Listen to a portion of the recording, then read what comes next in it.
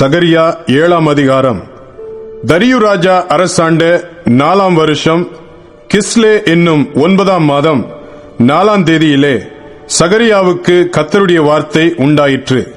கர்த்தருடைய சமூகத்தில் விண்ணப்பம் பண்ணவும், நாங்கள் இத்தனை வருஷம் வரையிலே செய்தது போல 5ஆம் மாதத்திலே அழுது ஒடுக்கத்தில் இருக்க வேண்டுமோ என்று சேனைகளுடைய கர்த்தரின் ஆலயத்தில் இருக்கும் ஆசாரியரிடத்திலும் தீர்க்கதரிசிகளிடத்திலும் கேட்கவும், சரெத்சேரும் ரெகெமெலேகும் அவனுடைய மனுஷரும் தேவனுடைய ஆலயத்துக்கு அனுப்பப்பட்டார்கள்.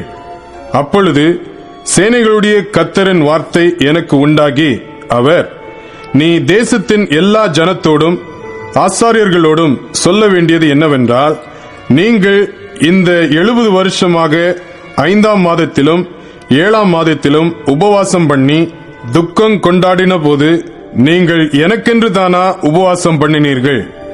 நீங்கள் புசிக்கிற போதும் குடிக்கிற போதும் உங்களுக்கென்றல்லவா புசிக்கிறீர்கள், உங்களுக்கென்றல்லவா குடிக்கிறீர்கள்?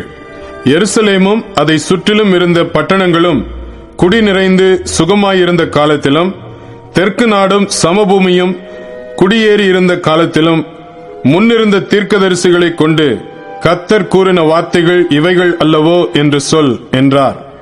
பின்பு கர்த்தருடைய வார்த்தை சகரியாவுக்கு உண்டாகி, அவர், சேனைகளின் கர்த்தர் உரைக்கிறது என்னவென்றால், நீங்கள் உண்மையாய் நியாயம் தீர்த்து அவனவன் தன் தன் சகோதரனுக்கு தயவும் இரக்கமும் செய்து, விதவையையும் திக்கற்ற பிள்ளையையும் பரதேசியையும் சிறுமையானவனையும் ஒடுக்காமலும், உங்களில் ஒருவனும் தன் சகோதரனுக்கு விரோதமாய் தன் இருதயத்தில் தீங்கு நினையாமலும் இருங்கள் என்றார். அவர்களோ கவனிக்க மனதில்லாமல் தங்கள் தோளை முரட்டுத்தனமாய் விலக்கி கேளாதபடிக்கு தங்கள் செவிகளை அடைத்துக் கொண்டார்கள். வேதத்தையும் சேனைகளின் கர்த்தர் தம்முடைய ஆவியின் மூலமாய் முந்தின தீர்க்கதரிசிகளை கொண்டு சொல்லி அனுப்பின வார்த்தைகளையும் கேளாதபடிக்கு தங்கள் இருதயத்தை வைரமாக்கினார்கள். ஆகையால் மகா கடுங்கோபம் சேனைகளின் கர்த்தரிடத்திலிருந்து உண்டாயிற்று. ஆதலால் நான் கூப்பிட்ட போது அவர்கள் எப்படி கேளாமற் போனார்களோ, அப்படியே அவர்கள் கூப்பிட்ட போது நானும் கேளாமல் இருந்தேன் என்று சேனைகளின் கர்த்தர் சொல்லுகிறார். அவர்கள் அறியாத புறஜாதிகளுக்குள்ளே அவர்களை பறக்கடித்தேன்.